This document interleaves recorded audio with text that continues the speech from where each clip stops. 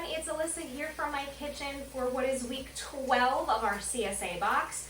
There's a lot of good stuff in the box this week. Everybody's got a little bit different stuff, but the number one, probably most exciting thing is that it was the first week for corn. I did not get any corn, but I did get a lot of the other stuff, notably my favorite, the Delicata squash.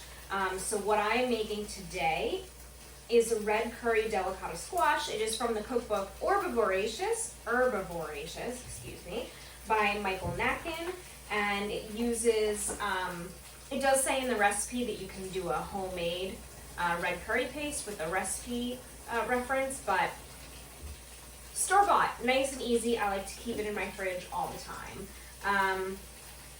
And so the ingredients for this are essentially, aside from things like oil, salt, pepper, tofu, brown sugar, your red curry paste, your delicata squash. You'll need some water to make your sauce, and then you can choose to garnish with cilantro leaves. And then for other veggies, this calls for 1 cup of broccoli florets. I didn't have any broccoli, so what I did was, aside from the delicata squash, I actually still had some of the purple string beans from last week. So I always say this time of year you get to eat so nice and colorful. So look at this bowl with the purple and the yellow from the squash. We love to eat healthy and colorful. You could also throw in some greens like kale or spinach, but really whatever you would like. So what I have going on already is the tofu.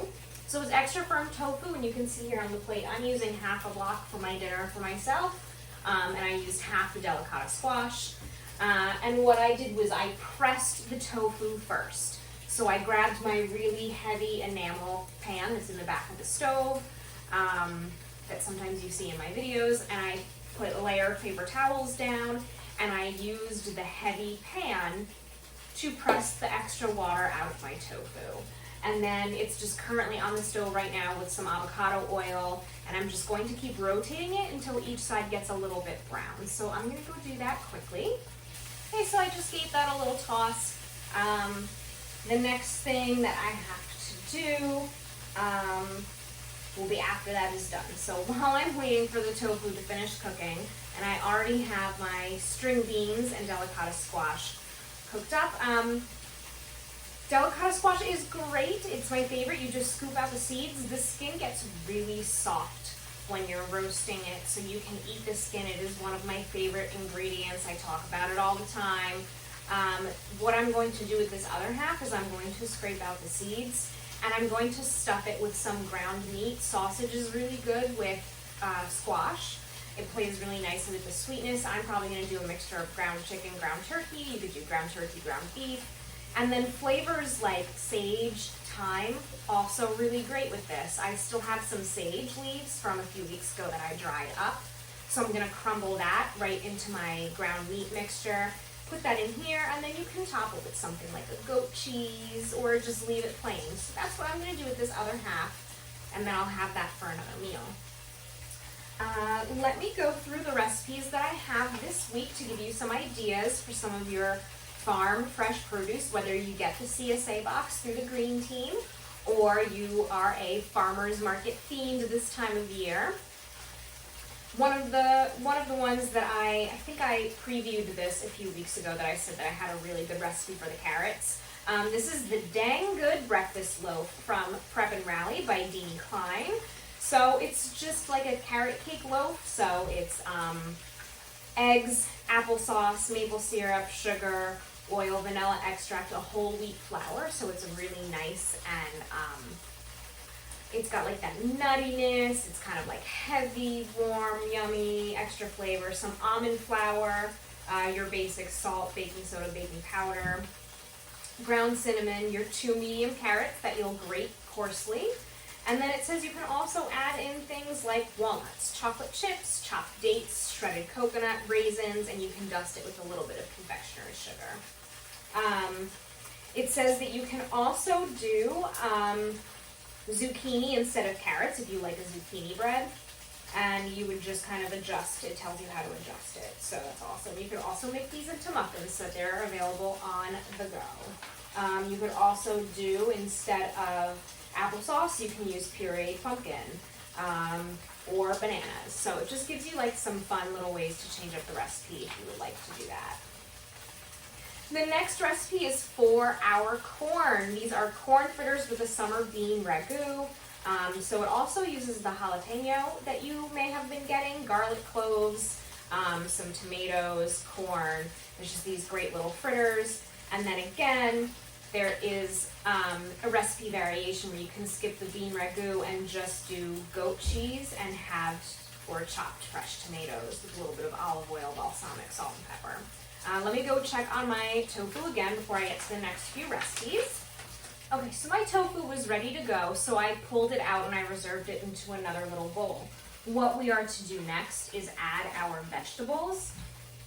It says reduce your heat. Then you're going to add some oil, brown sugar, and your curry paste. Then add in your squash and a little bit of salt. Stir fry for a minute, then add in a 1/4 cup of water and cover. Cook until tender.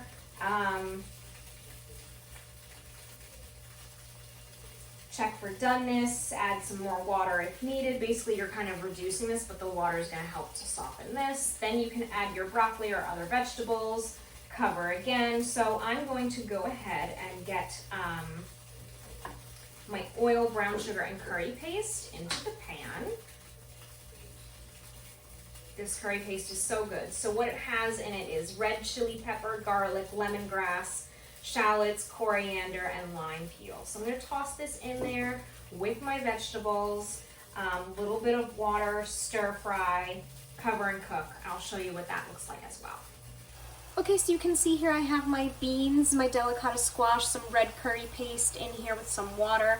There was some tofu stuck to the bottom of my pan a little bit, and when I poured the water in, I was able to scrape all those little crispy pieces up. So I added my salt, I deglazed my pan with the water. What I'm going to do now is cover this so that everything can sort of steam and help break down. The green beans were really kind of hard and tough, so I did put them in with the squash, and the squash will start to soften up and that skin will soften up. Just remember to check on it every now and then, give it a toss. If you need to add more water, add more water. All right, so I'm gonna cook that, and then I'm gonna finish telling you the last recipe that we have, and then we're gonna put it all together. The next recipe that I have for you is from the cookbook Once Upon a Chef Weeknight Weekend, which is a cool cookbook because it takes you from the things that you make during the week to how to then use some of that stuff for just a quick weekend or delicious weekend meal. That's by Jennifer Segal. And it is a roasted cherry tomato and basil quiche. So if you've been getting the cherry tomatoes, you can even do other tomatoes and cut them up. The cherry tomatoes are nice because it does kind of hold it together a little bit. And then it uses basil if you've been getting basil as well. Shallot, you can use a pre-made pie crust, so easy. Your eggs, salt, pepper, heavy cream, shredded Gruyere, and grated Parmigiano Reggiano. It does give you a recipe. If you want a recipe for homemade pie crust, this book does have it, so you can come to the library and check the book out.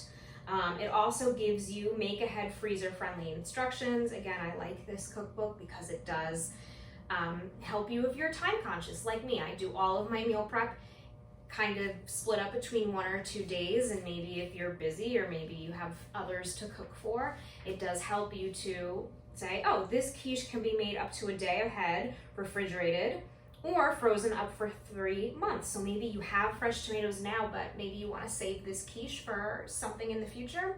Freeze it for 3 months, write the date on it, you're good to go. And then it tells you the way to thaw it, reheat it, and all of that. The other thing that I included in the packet this week, it's just a little bit of a bonus. This is also from the Vegetable Butcher. It shows you how to shave the kernels off of the cob. So yeah, you're gonna get these great ears of corn that are from a New Jersey farm, right? Go ahead, smack them on the grill and have a delicious corn cob, right? Eat it right off of the ear. That's great, but if you wanna use this beautiful fresh corn to make something like the fritters or to toss in a salad or any other recipe that involves using corn, it gives you 2 methods for cutting the kernels off of the corn. It also gives you some just little notes. Corn freezes very well. Here's how to do it. Here's a great way to scrub off the silks gently. There's no need to cook it in milk. Adding salt to the cooking water actually works against corn. So there are just some fun little tips in here that I've included as a bonus for this week.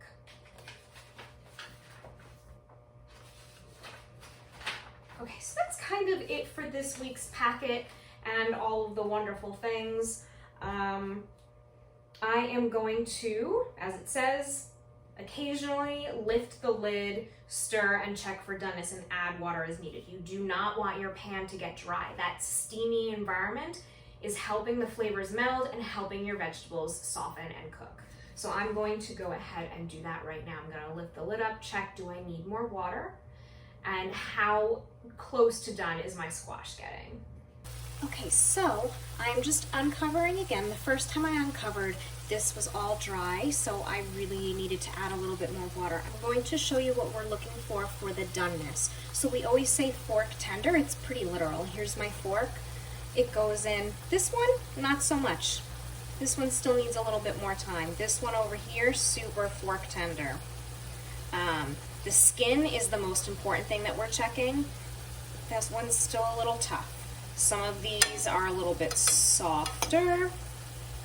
That one's a little softer, not really. This one is super soft. So that's why we're stirring, in case your stove, like mine, has some hot spots. Give it a stir. Make sure your water doesn't all dry up. I think I'm at the point where there is a little bit of liquid left in here. I'm going to cover this up again. And I think the next time I lift it up, it'll be done. So that's what you're looking for. You're looking for, look at how easy this little piece. The fork just goes straight through the skin and the flesh. Okay, so that's what you're looking for.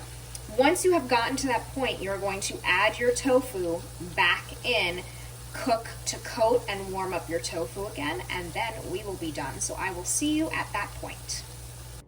Okay, so this is all done now. The last thing to do is to give it a little bit of some ground black pepper. And then, of course, it says top with cilantro, like I said, for serving. You can skip cilantro and use a little bit of parsley. I don't have any cilantro, so I'm going to top it with a little bit of parsley.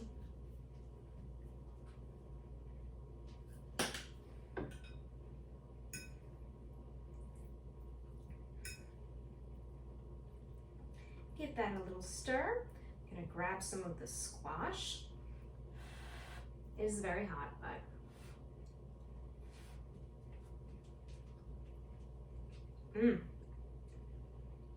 it's so good. The red curry paste just has such a multitude of flavors. The salt helps to bring it out. It's not spicy, so don't be afraid of it. If you want it to be spicier, you totally can. You can add any kind of like hot sauces if you're making it from scratch. You can adjust the pepper use that you have. Your sauce also can be as sweet or not sweet as you want. I barely added any brown sugar. You could add the whole amount of brown sugar that's recommended, which will make it a little saucier than what I have. But, you know, just play with the amounts that you want. Again, this is cooking, not baking, so you can really make this totally custom. And I love how the tofu soaks up all of the flavor. It's great. All right, I'm grabbing a piece of tofu and a little bit of the string beans.